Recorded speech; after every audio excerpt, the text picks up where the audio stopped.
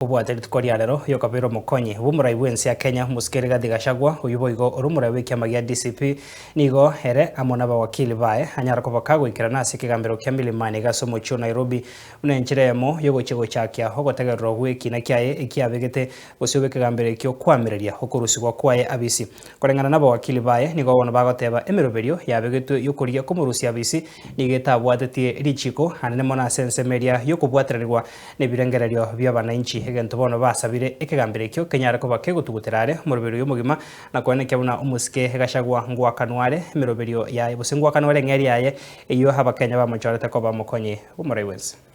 We also sought a declaration that for the purpose of impeachment of the president or deputy president of the Republic of Kenya, adequate public participation must be undertaken in all the 290 electoral constituencies in Kenya, the diaspora constituency and the 1,450 electoral wards where the presidential election takes place. My lords, the background on this is that the election of the deputy president and the president takes place at the polling station.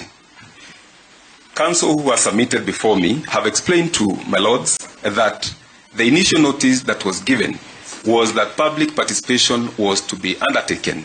at the county level. Subsequent communication was that there will be public participation at the constituency level, without an indication as to where the venue